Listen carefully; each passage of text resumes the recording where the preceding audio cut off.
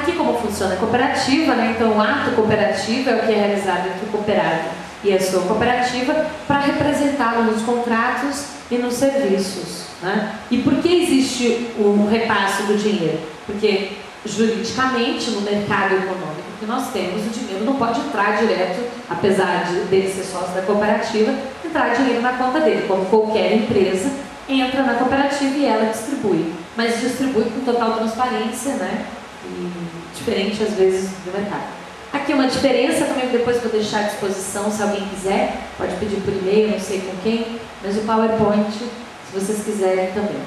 A diferença entre uma empresa cooperativa e uma empresa não cooperativa, que foi algumas coisas que eu já falei.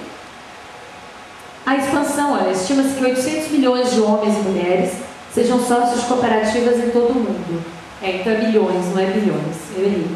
E o total de pessoas que direta e indiretamente, aqui sim é bilhões, têm suas vidas ligadas ao cooperativismo, é estimado em 3 bilhões, que representa pouco menos da metade da população mundial. Aqui alguns comportamentos, mas além desses comportamentos, enfim, que são comportamentos sociais, para que você participe de uma cooperativa, eu acho que o mais legal de você participar de uma cooperativa, de uma associação, de um movimento qualquer, que vá melhorar o seu mercado de trabalho, a sua performance ou a sua economia, é a inveja e o egoísmo. Sabe por quê? Muita gente fala assim, a maioria, pelo menos, é sempre muito desconfiada. E vira e fala assim, vamos participar disso, é mais uma maracutaia, é mais um não sei o quê, a gente já fica atrás com qualquer um. Quando você entende isso, então, ainda que não seja pelo entendimento, pela boa vontade, por qualquer princípio, participe porque você é egoísta. Porque você está pensando em você e por isso você vai se juntar com outras pessoas, porque só assim você vai crescer. Né? Então, por egoísmo. Ou por inveja.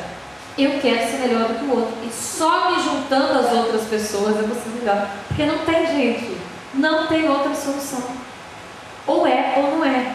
Ainda que não seja cooperativa, mas no mundo, a gente só conquista quando se une.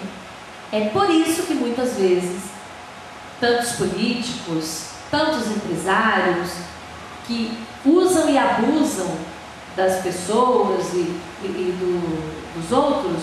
Por quê? Porque a gente não se une. O artista não se une. O músico, principalmente, não se une. Quando a gente não une, não tem força. E a gente não é para unir, para poder fazer uma coisa que eu queria ir lá pedir sozinho. Não, porque isso são coisas individuais, são negócios do dia a dia. Para as grandes coisas. É para que a gente tenha leis mais justas. É para que a gente tenha educação cultural nas escolas, de verdade. E não teatrinho. Porque o teatrinho vai lá, a criança fala, poxa, que legal, um desenho animado em 3ª dimensão, né? E vem as pessoas e representam. Elas não sabem que eles são artistas, não sabem que eles são profissionais, não entendem o conceito do teatro, não sabem de onde nasceu aquilo, acham que é simplesmente mais um entretenimento. Cresce sem respeitar aquilo. E passa a gostar de coisas que só levam a entretenimento. E como a gente ainda tem um nível cultural em 70%, escoazinha, 70% do país, o que acaba ganhando mais dinheiro? Besterol. Por isso que às vezes o papo cabeça é mais difícil de vender. Porque as pessoas não têm o conhecimento para isso. Agora, se lá na escola a gente estiver fomentando isso, agora isso se faz com leis, isso se faz com negociações, isso se faz com força política nossa sobre as pessoas que administram essa política. Então, são ações que a gente tem que fazer. Parece um pouco de doutrina, né? Mas essa é a verdade. Ainda que ninguém faça. Essa é a verdade. É por isso que muitas vezes as coisas não acontecem. Pode passar? Fracasso não é conseguir realizar os sonhos, mas desistir de realizá-los. Pode passar? Aí eu queria que você colocasse a outra apresentação, que ela é rapidinha, para a gente falar um pouco da cooperativa de São Paulo, né? Como que ela é, a gente trabalha no Brasil inteiro, mas só para vocês entenderem um pouco como que vocês podem escolher, cada cooperativa pode escolher a forma de trabalhar, né? Mas eu vou explicar como que é a nossa e o projeto das incubadoras, que para ficar mais fácil, como se fosse uma franquia da cooperativa, mas eu vou explicar aqui um pouquinho. Tem alguma dúvida sobre cooperativismo? sobre esse mercado. Você tem dados sobre o mercado de cooperativa da área cultural. Exato. Então, lá fora já tem. Em Portugal, principalmente, agora eu estou voltando até para pesquisar algumas coisas. A Denise também esteve na França, né? Conheceu algumas cooperativas. Tem cooperativas na Espanha, tem cooperativa em vários lugares.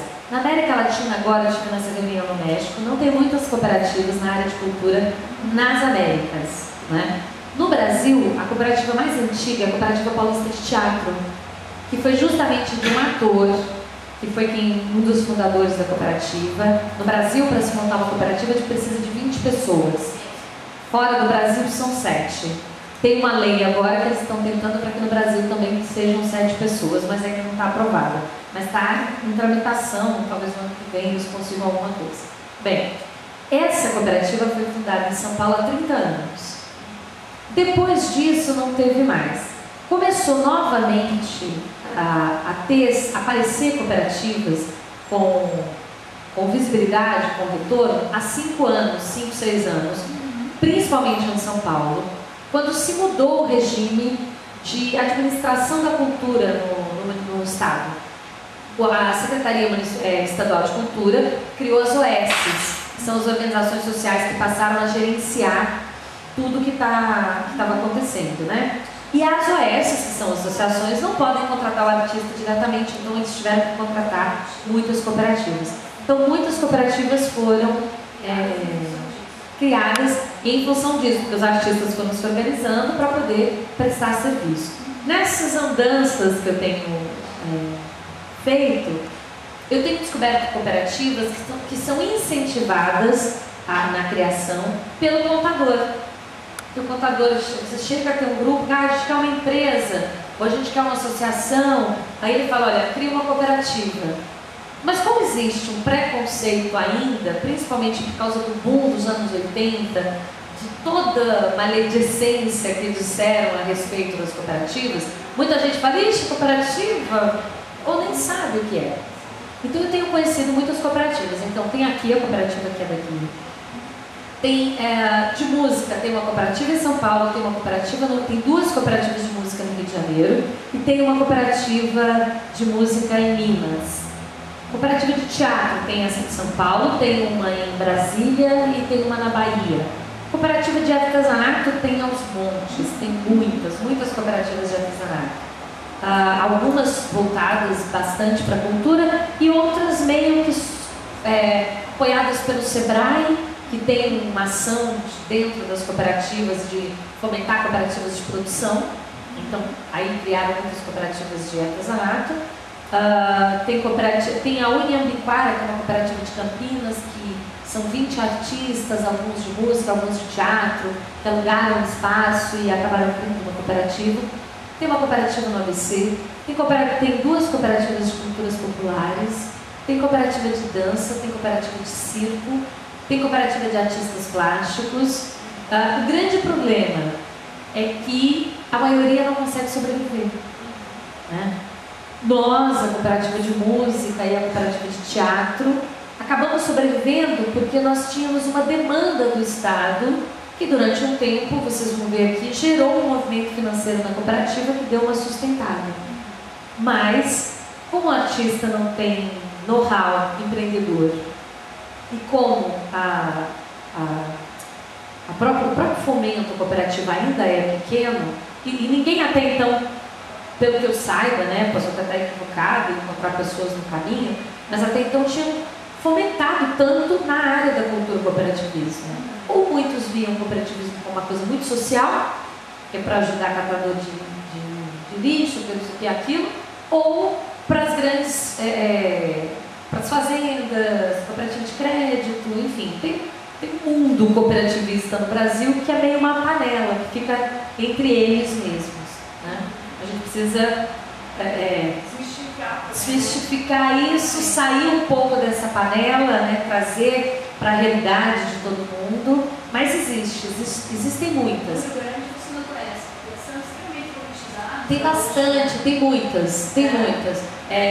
Se não me engano, lá tem, que eu conheci, uma de artistas plásticos, uma de teatro, Mas eu estou mapeando essas cooperativas, né? A Denise também, acho que também já tem algumas informações, mas depois a gente pode criar inclusive uma rede de discussão sobre isso, porque para mim interessa, porque a gente está levando agora, junto com uma federação de cooperativas de cultura de Portugal e com uma outra federação da Espanha, e a gente está levando uma federação daqui no Brasil de cultura, a iniciar uma discussão internacional na CI das cooperativas de cultura.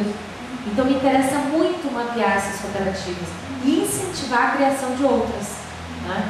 Porque quanto mais a gente tem, mais a gente se organiza, mais o mercado fica organizado. E a gente vai criar uma grande rede, né? Imagina, você tem um produtor que é de uma cooperativa que está no Nordeste, e o outro, um que está em Fortaleza, o outro que está em Natal, o outro que está em Maceió, o outro que está... Você distribui o seu trabalho para todos eles e a despesa de transporte, hospedagem, viagem é rateada. Fica muito mais barato, né? Porque você tentar ir sozinho, ou que alguém compre uma apresentação de você, ou descobrir os contatos desses lugares. E essa rede pode fazer isso, e já juridicamente constituída.